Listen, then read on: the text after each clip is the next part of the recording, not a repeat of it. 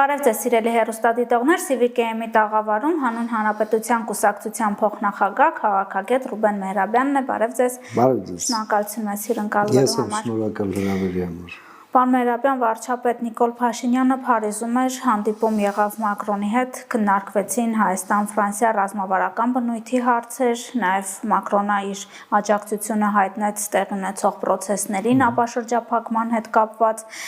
Ինչ դիտարկումներ ունեք, ինչ է տալիս Հայաստանին այս շփումները։ Ըստ այս շփումները տրամաբանական շարունակությունն են օգոստոսի 8-ի համաձայնությունների, սա կարող է թվալ ոչ տրամաբանական այն մասով, որ օգոստոսի 8-ի համաձայնությունները տեղի են ունեցել առանց Եվրամիության, առանց Ֆրանսիայի, առանց որևէ եվրոպական դերակատարի, բայց այնուամենայնիվ մենք պետք է հասկանանք այն, ինչ ուղիղ տեքստով ասած Հայաստանում Եվրամիության դեսպան Վասիլիս Մարագոսը, որ սա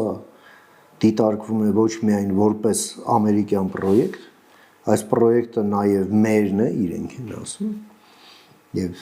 մենք սա դիտարկում ենք որպես ընդհանուր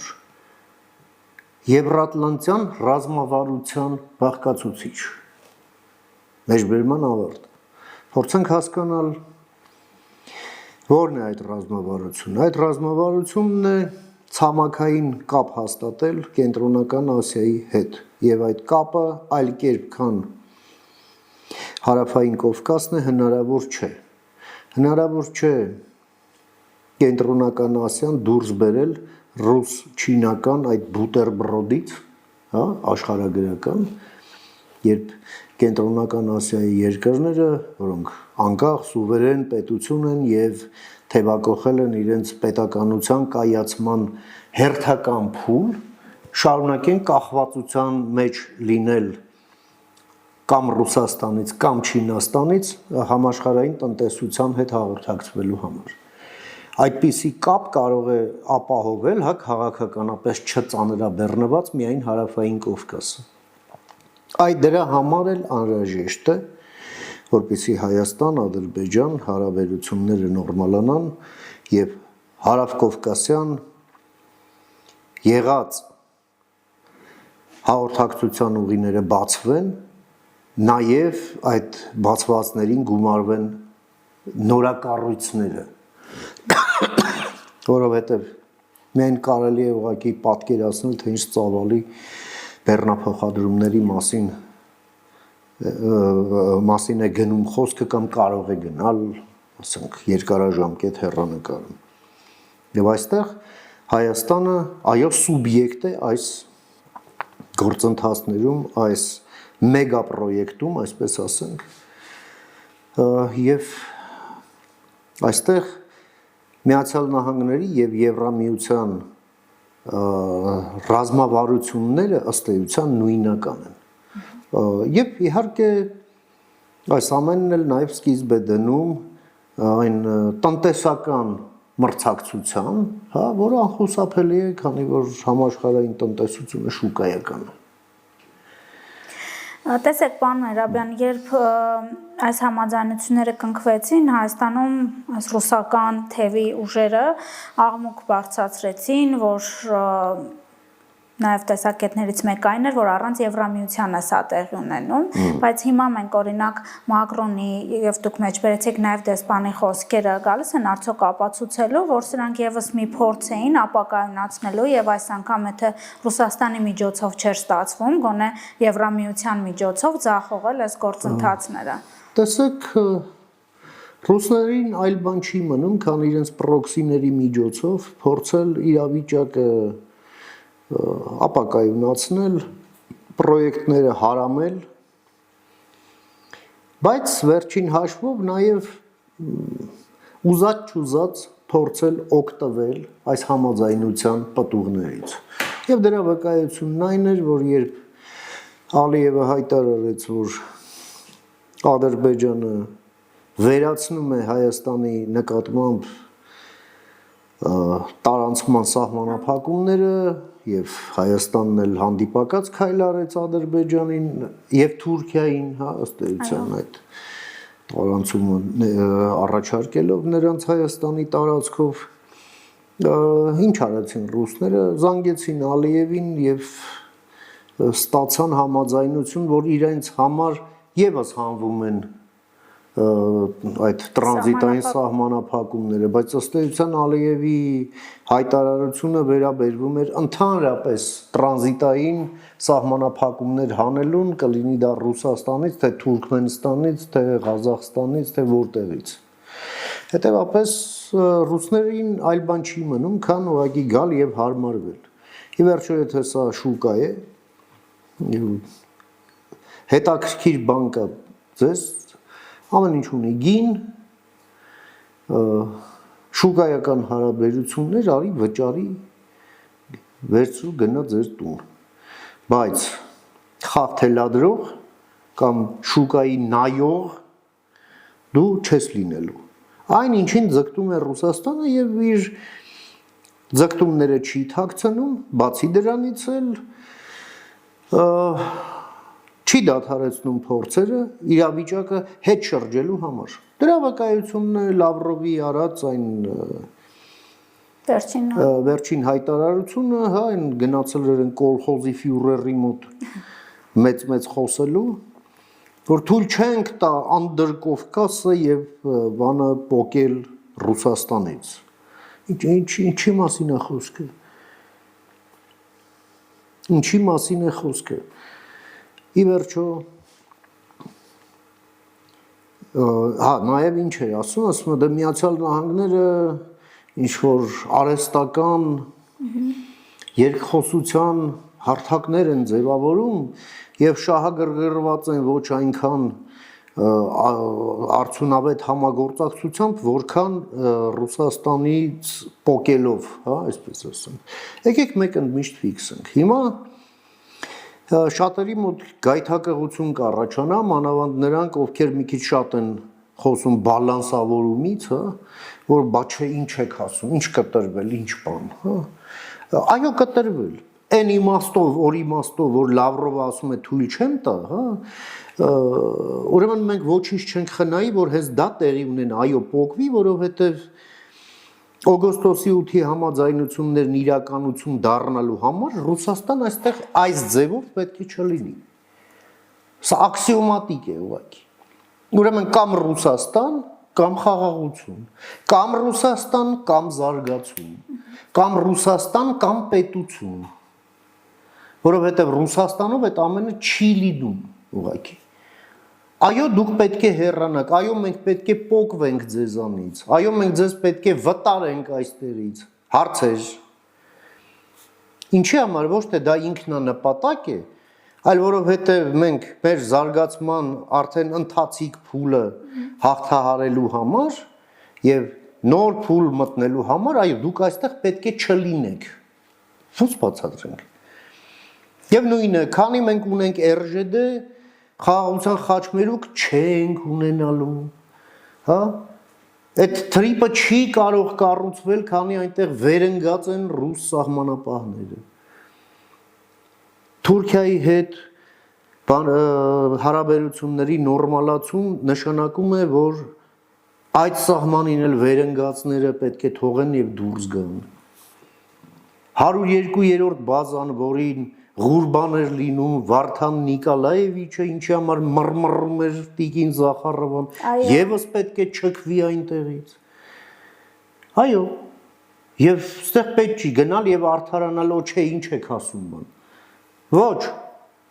Պարոն Մերաբյան, Զախարովան իդեպ այդ մասին խոսել է երեկ իր ճեպազրույցում, ասում է, որ զարմանալի է, որ օրինակ Հայաստանում դժգոհում են միութենական պետության հայտարարությունից Վարդան Ղուկասյանի, բայց նույն կերպ Հայաստանի ինքնիշխանությունը սահմանափակում է հենց ձեր կուսակցության կողմից առաջարկած Եվրամիությանն անդամակցելու նախագիծը, որը իշխող ուժը խորհրդարանում ընդունեց։ Ինչ դիտարկում։ Ես արդեն առիթ ունեցել եմ մամուլի հետ իմ շփումներում այդ համեմատությունը այն օքսիմորոն հիշեցնող, հա, այդ համեմատությունը ներկայացնել պետք է կրկնեմ, որ Տիկին Զախարովան փորձում է աթոռը համեմատել էլեկտրական աթոռի հետ։ Հա, երկուսն էլ աթոռ են, բայց երկուսի վրա նստելու հետևանքներն են տարբեր, ընդ որում իր ներկայացրածի պարագայում էլ մահացու նույնիսկ։ Այ հենց այդ է տարբերությունը։ Շատ պարզ։ Հետևաբար սա դա պետք է լինի քրեորեն հետապնդելի, ով առաջարկում է, որ ձեր միությունը նաև ձեր միության մեջ մտնի Հայաստանը։ Մինչդեռ Եվրամիության մեջ մենք տեսնում ենք, որ այնտեղ նույն իրավունքներն ունեն եւ փոքրիկ Լյուքսեմբուրգը եւ տնտեսական գիգանտ Գերմանիան կամ միջուկային Ֆրանսիան, հա,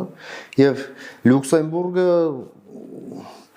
այսպես ասենք վասալ չի, էլի, հա։ Ինքնիշխանության սահմանափակում Ինքնիշխանության սահմանափակում չի սա։ Սա ընդհանուր պայմանավորվածություն է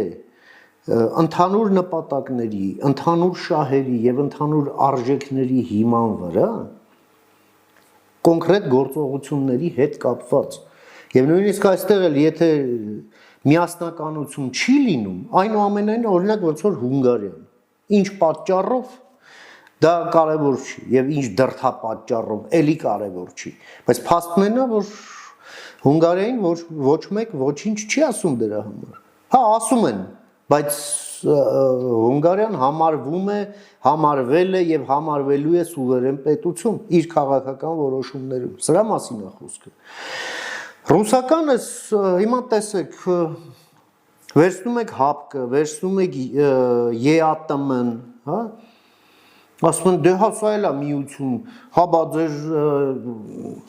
ինքնիշխանությունն էլ սահմանափակվի։ Որտեղ է Ռուսաստանի ինքնիշխանությունը սահմանափակվել այդ միություններում։ Ռուսաստանը մեզ հարցրել է, ասենք գնանք թույլ տալիս եք կամ հաշտեք այդ մտքի հետ, հա, որ ասենք ես գնամ գրկեմ լայնաթուշ իմ չեն ինին, հա, չի հարցրել, չէ, գնացել գրկել է։ Կամ Ադրբեջանին զենք վաճառել։ Կամ Ադրբեջանին զենք վաճառեմ, համաձայն եք թե չէ։ Կամ Ուկրաինայի վրա հարձակվեմ, թե չհարձակվեմ։ Այսինքն սուվերենության սահմանափակումը ոնց հասկացա մենակ ինձ է վերաբերվում, իսկ ձեզ վերաբերվում է այդ սուվերենության սահմանափակումից խոսալը եւ սահմանափակելը։ Այսինքն զգացիք տարբերությունը աթոռի եւ էլեկտրական աթոռի միջեւ։ Հիմա ձեր աթոռը էլեկտրական է։ Ընդ որում դուք քողարկում եք սովորականի տակ, հետո բոլորին կանգնեցնում փաստի առաջ, ինչպես մեզ կանգնացրեցիք 2020 թվականին։ Եվ հիմա էլ ձեր Վարդան Նիկոլաևիչներով զահլա եք տանում։ Իսկ ձեր սիրելի կառավարությունը սրա հետ կապված որևէ բան չունի ասելու։ Լիովին ներպետական գործընթացը բացառապես իրավական գործընթաց, միած սրա հետ կապված կոպիրկինին չեն կանչում արտգործնախարարություն, ընդ որում զգուշացնեմ, որ կասկայով կգաս, որովհետև այդ բողոքի նոտան, որ կարդանք, կարդալուն զուգահեռել գլխիդ խփելու ենք, որ մտնի։ Որպեսզի նման խոսակցություններ չլինի։ Մենք տեսանք Մոլդովայում ինչ արեցին, հիմա էլ տեսակ ինչ է տեղի ունենում, այնտեղ Ռուսաստանի դեսպանին հայտարարել են, որ դու ունես հետայսու միայն սահմանափակ մանդատ։ Ռուսաստանից ինչ բան է եւ այլն։ Իսկ իրականությունը հետեւյալն է. վեր ես ընկնում քո դեսպանության շենքում ու դուրս չես գալիս։ Մոլդովայի մասին, քանի որ խոսեցիք, վարչապետը Մայա Սանդուի հետ է հանդիպել Փարիզում, այս նույն ֆորումի շրջանակներում, շնորհավորել ընտրվելու կապակցությամբ, Մայա Սանդուն էլ հետևողական ջանքերի համար է շնորհակալություն հայտնել Հայաստան տարածաշրջանում խաղաղության հաստատման։ Մեր ընդդիմությունը սարսափում է մոլդովական սցենարից, ես այդպիսի դիտարկումներ ունեմ։ Ինչու եւ ինչքանով է հնարավոր այդ սցենարի կիրառումը Հայաստանում, քանի որ մեզ մոտ էլ է սպասվում։ Եթե կիրառում ես, հնարավոր է, որոշում ես ընդունում կիրառելու, ուրեմն հնարավոր է։ Եթե որոշում ես, որ թարս հասկացած դեմոկրատիա պիտի խաղաս ու փորձանք բերեք, հետո մեկ էլ ասեն, որ դե մարդիկ գիտակից են, հա, այսինքն թարգմանում եմ, այդ նշանակում ես բան չպիտի անեմ։ Դե դու գիտակից ես, էլի դու գիտես ինչ պիտի անես։ մենք կարող ենք կանգնենք փաստի առաջ։ Ոնց որ քիչ էր մնում կանգնեինք Երևանում եւ կանգնեցինք Գյումրիում Վարդան Նիկոլաևիչի գլխավորությամբ։ Չէ՞։ Ահա։ Սա շատ լավ է, որ այդ հանդիպումը տեղի ունեցավ, նաև արարողակարգային տեսանյութերում մենք տեսնում ենք նաև որ բավականին ներկայացուցչական կազմերով են հանդիպումը տեղի ունենում, միայն տետատետ չի։ Ես այնուամենայնիվ ուզում եմ հույս հայտնել, նաև լսելով Եվրանեստի Համանախագահ Սերգեյ Լագոդինսկի հայտարարությունը, որ իրենք եւս նպաստելու են դրան, որ այս ընթացքում Հայաստանը եւ Մոլդովան սերտորեն ինստիտուցիոնալ համագործակցություն ձևավորեն ռուսական սպառնալիքին դիմագրավելու օրակարգով։ Սա ես ուզում եմ հույս հայտնել, որ սա սկիզբն է, որ համագործակցություն կլինի անվտանգության խորհուրդների մակարդակով, գլխավոր դատախազությունների մակարդակով, արդարադատության նախարարությունների մակարդակով, ազգային ժողովների մակարդակով, հատկապես դրա օրենսդրական բանը, որովհետև այն ինչից սարսափում է ձեր սիրելի ընդդիմությունը, չէ, հարգելի սիրելին կառավարությունն Մոլդովայում դա արվել է օրենքով։ Մեր մոտ հենց ասում եք նման օրենք, ի հայտ են գալիս իրավաբանականի դիպլոմով անձինք, որոնք իրենց կոչում են կոնսերվատիվ իրավաբաններ եւ հանդիսանում են թթվիկար Հայաստանի իրավական ոլորտի վրա եւ գործ չեն անում։ Հայաստանին պետք է ուրեմն թարմացնել օրենսդրությունը, այս սրանց սպառնալիքներին դիմագրավելու համար, իրավակիրառական պրակտիկան ուրեմն անձնակազմը նախապատրաստվի, հատուկ ծառայությունները, իրավապահ մարմինները, դատավորները, այո, հա, ոչ թե էս ոմանք, հա, այլ համապատասխան որակավորում ունեցող դատավորները, հա, եւ արժեբանական խնդիրներ չունեցող, հա, եւ այս ամենը սկսի կիրառվել եւ որպեսզի հարգելի ընդդիմադիր գործընկերների ձեր սարսափները սկսեն նյութականանալ, որ ավելի լավ սարսափեն, որովհետև Հայաստանում չի կարող լեգալ եւ լեգիտիմ գործել թշնամի երկրի 5-րդ շարացում։ Ինչու թշնամի։ Ռուսաստանը մեր դեմ վարում է հիբրիդային պատերազմ։ Հիբրիդային պատերազմ բառակապակցության մեջ առանցքային բառը պատերազմն է։ Հիբրիդայինը ձևն է այդ պատերազմի։ Իսկ պատերազմ վարում են ովքեր։ Թշնամիները։ Սա պահանջում է Հայաստանից գործողությունների կառուցման ռազմավարություն, որը ելնում է հենց այս իրողությունից։ Ում հետ դու գործ ունես, Ռուսաստանի բոլոր գործողությունները Հայաստանի դեմ թշնամական են։ Սրանց էլ մենք պետք է ելնենք եւ կառուցենք մեր գործողությունները նստ այդմ եւ պետության պարտականությունն է ոչ թե իմ գիտակցությունը գովալը, հա, ասենք կոմպլիմենտներ անել իմ գիտակցության վերաբերյալ, ինստիտուցիոնալ քայլեր անելը սպառնալիքը, որ ինձ չհասնի, հասանելիություն չունենա ինձ։ Սա պետության պարտականությունն է, որի համար մենք հարկ ենք վճարում։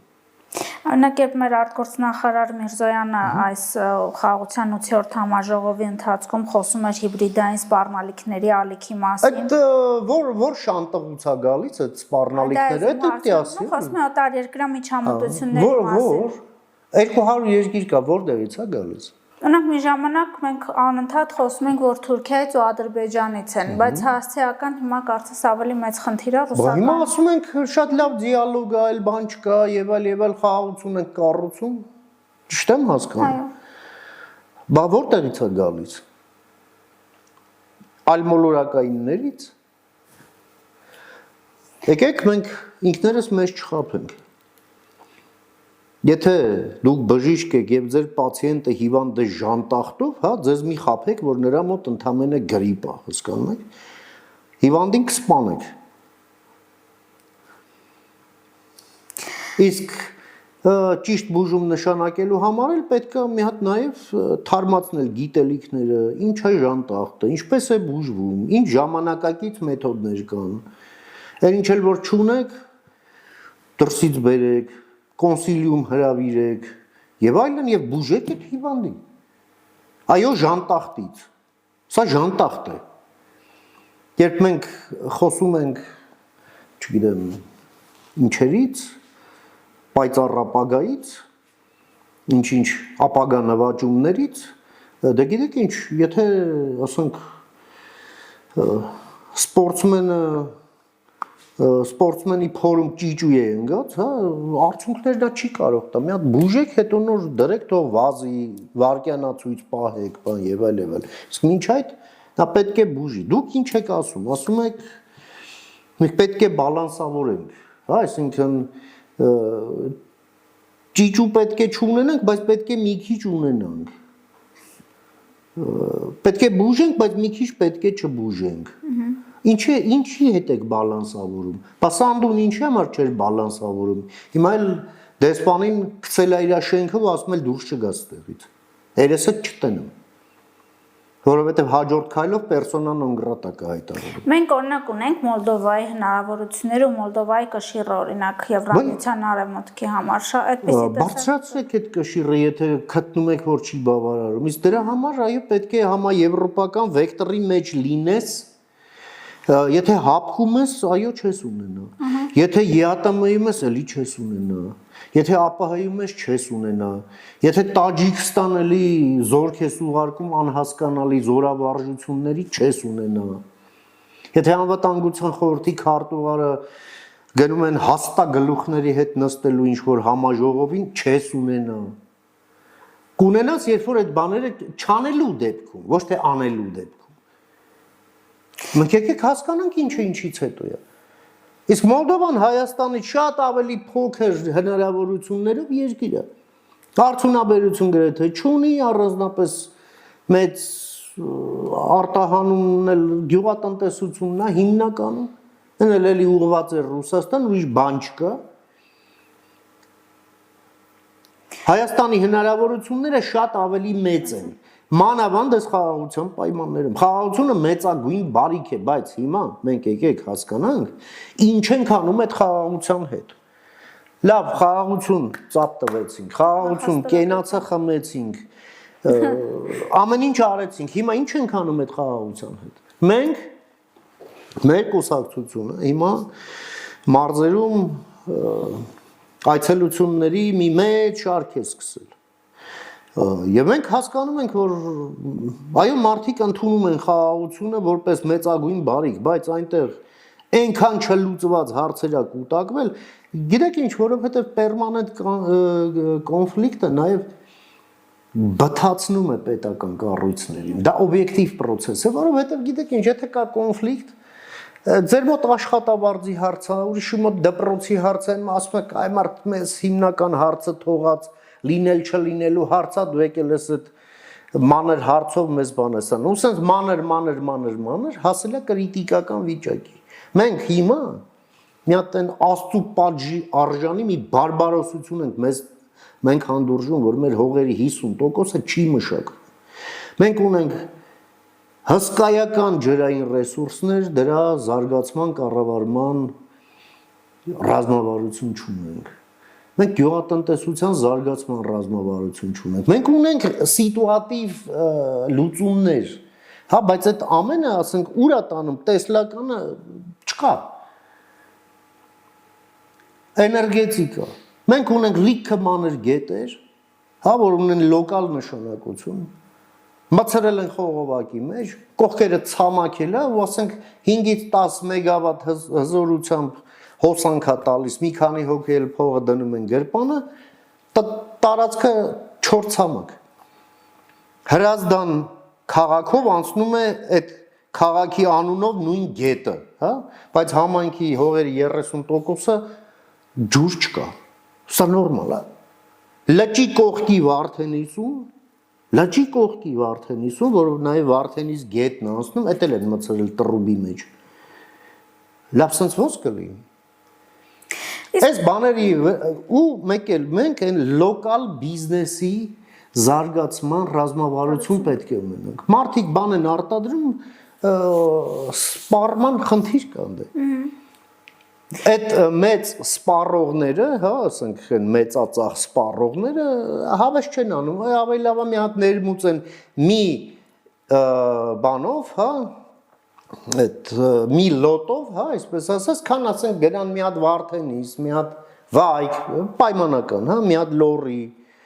մանր բանան։ Դրա համար ընդեղ է պետք կենտրոնացնել այդ ընդունման, այդ լոգիստիկ կենտրոնները, որ այդ մեծածախ սպառողները գնան մի տեղ, այլ ոչ թե գան, ասենք, գյուղում հայատներից հավաքեն, հա, հասկանում եք։ Հա, բայց այս բաները ոնց է արվում։ Դա արվում է հետևյալ ձևով. պետություն, բիզնես, լոկալ բիզնես համագործակցությամբ։ Գրում եք այնտեղ իշխանական մարմինները, հա, ասենք, լինի տեղական ինքնակառավարման։ Իրանց յուղի մեջ են տապակվում, մարդիկ էլ իրանց։ Ոնց որում իրարից հույսները կդրած, իրարից անտեղյակ։ Պարոն Մերապեն, Հայաստանի մասին պատկերացումները ձեր կարծիքով նույն Եվրամիությունում փոխվել են, թե ոչ Հայաստանում Եվրանեստի ներողություն խորհրդանական վեաժողովներ տեղի ունենում, տարբեր հայտարարություններ հնչեցին, բայց մեկ կուզեի մեջբերել, երբ նշվեց, որ օրինակ այն, որ հենց հիմա ազգային ժողովի դիմաց բողոքի ակցիա է տեղի ունենում, դա արդեն վկայում է Հայաստանի ժողովրդավարության զարգացման մասին։ Իդեպ մի բան, որը օրինակ խանգարում է մեր հոգևորականությանը, չգիտես ինչու, երբ նշում են, որ օրինակ ամենավատ կառավարման մոդելներից մեկն է ժողովրդավարությունը բռնապետությունից հետո։ Ինչ կարծիք ունեք ձեր կարծիքով, ինչ պատկերացումներ կան Հայաստանի մասին։ Պատկերացումները, որ Եվրամիությունում Հայաստանի մասին փոխվել են, դա օբյեկտիվ process է։ Եվ հիմնականում դրա վրա ազդել է պատերազմը, որը վարում է Ռուսաստանն ընդդեմ Ուկրաինայի։ Նաև Վաշինգտոնում վարչակազմի փոփոխությունը, ինչը Եվրոպայի համար նոր էջ է բացել, նոր ռազմավարություն կառուցելու անհրաժեշտություն եւ հրամայական։ Եվ Եվրոպան սկսել է մեր տարածաշրջանին նայել ոչ միայն արժեբանական տեսակետից, քաղաքակրթական տեսակետից, այլև այո աշխարհառազմավարական։ Եվ հենց այստեղ մենք նորից վերադառնանք այն հարցին, որ այո, որ ստեղ Ռուսաստանի ազդեցությունը նվազի։ Այդ թվում նաև, այո, դա լավ է, թե դա լավ չի, իհարկե լավ է։ Եվ ողջունելի է, եւ նույնիսկ սպասում ենք, որ ավելի մեծ օժանդակություն լինի այդ ժանտախտից ձերբազատվելու համար, դա մեկ։ Երկրորդը, իհարկե դա այդ փոփոխություններն են, որոնք միանշանակորեն տեղի են ունեցել Հայաստանում, բայց դեռ կես ճամփին խարխափելով հատվածային, կիսատ-պռատ, իսկ դատաիրավական ոլորտում էլ ոտին գցած։ Բայց դա եւս նկատելի է, հասարակությունն է հետո փոխվել։ Այնուամենայնիվ, այո, Հայաստանում հաստատվել է ժողովրդավարություն, կիսատ-պռատ դեֆեկտներով, ամեն ինչով, բայց ժողովրդավարություն, զարգացող ժողովրդավարություն, որի զարգացման համար միանշանակորեն հստակ կա սոցիալական պատվեր, իսկ քաղաքական դասը պարտավոր է այդ պատվերը սպասարկել, ապահովել եւ դարձնել իրականություն։ Սա է լրջագույն խնդիր, այլ ոչ թե դնել եւ ամեն թափ-թփուկի հետ ամեն շաբաթ շոու սարքել, ասենք բազմապատման աղյուսակի վերաբերյալ։ կամ ժողովրդավարությունը լավ բան է, թե չէ։ Բայց օրինակ ընկալումը Քարանձավից փախած այդ ցածր սոցիալական պատասխանատվությամբ այդ էլեմենտները ընդհանրապես պիտի հանրային դաշտից դուրս գան։ Եվ այստեղ պետությունն անելիք ունի։ Հասկանու՞մ եք։ Դուք պատկերացնում եք, ասենք են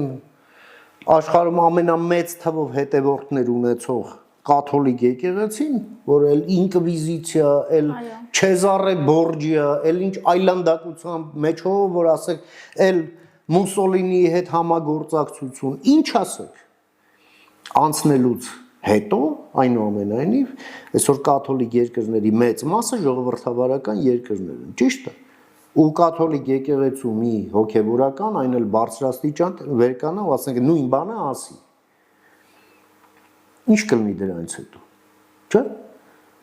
Կշվացնեն ու կասեն, այստեղ չերևաս։ Որովհետև ձայն Աստծո ձայն բազմաց։ Դա ժողովրդավարության մասին է։ Եկեղեցի ասված է էկլեսիա, ժողով, հենց դրա համար է, ժողովը հավաքվում էր հարց քննարկելու եւ որոշումներ ընդունելու, այդ թվում նաեւ կաթողիկոս ընտրելու համար, ժողով, բա ժողովրդավարությունը էլ ի՞նչն է։ Են մենք ենք մեր սարերի մեջ, որ ասում են, չէ՞, որովհետեւ տգետ ես։ Այ էտա, ուրիշ բան չկա։ Ուղղակի Հայաստանում կուզեի ամփոփենք նաև զրույցը խոսքի ազատությունը, օրինակ ժողովրդավարությունը ընդդեմ իշխանությունների չի աշխատում, որով ով ինչ ուզում խոսում է, ով ինչ ուզում անում է, հանկարծ մեկի դեմ էլ քրեական գործ են հարուցում, Փաշինյանը բռնապետ է, իշխանությունները ճնշում են, քաղբանտարկյալներ կան 40-ից ավել, ինչպես ճիշտ աշխատեցնել։ Քաղբանտարկյալ։ Ասենք Վարդան Ղուկասյանը քաղբանտարկյալ է։ Դե ամենացայտուն քաղբանտարկյալ։ Իսկ Բագրատ Գալստանյանն էլ Ջունանուշիկ։ Միգուցե։ Դե կներեք, եկեք խոսքի ազատությունը եւ թամաշան զանազան ենք մեկը մյուսից։ Ամբողջ աշխարհում էլ կան շատ հստակ լեգիտիմ սահմանափակումներ խոսքի ազատության, երբ դա սկսում է սպառնալ այլոց ազատությանը։ Սա է չափանիշը։ Հիմա եթե Վարդան Նիկոլաևիչը մեզ տանում է միութենական պետություն, դա սպառնալիք է բոլորիս ազատությանը, չէ՞, որովհետև դա նշանակում է, որ մենք կդառնանք Լուկաշենկոյի կոլխոզը, որտեղ ինչ ազատություն։ Ազատություն չկա, պատժամիջոցների տակ, աղքատություն, թշվառություն, վախ, չէ, եւ ուժայինների բեսպրեդել։ Սա է, սրա կոչն է անում Վարդան Նիկոլաևիչը։ Հետևաբար այո, նա պետք է պատժվի նման կոչ անելու համար։ Այսինքն դու ուզում ես իմ ազատությունը զրկես, գնա եւ քո ազատությունը կզրկվի նման ցանկությունը հրապարակային արտահայտելու համար։ Կամ մի փեդի գլուխ դաշնակ, որ ասում է հոկտեմբերի 27-ը պորտկում էր, հեսա մի հատ էլ կլինի։ Ինչի այնքը մինչև հիմա դուրսը։ Հարց եմ տալիս։ Բա ձեր են կոնսերվատիվ իրավաբանները այստեղ բան չունեն ասելու։ Շնորհակալություն պարոն Մերաբյան հետաքրքիր զրույցի համար։ Մեր հետևորդներին հիշեցնեմ, որ CVKM-ի տաղավարում հանուն Հանրապետության կուսակցության փոխնախագահ քաղաքագետ Ռուբեն Մեհրաբյանն էր, կհանդիպենք։ Չմոռանաք հավանել տեսանյութը եւ բաժանորդագրվել CVKM-ի YouTube-յան էջին։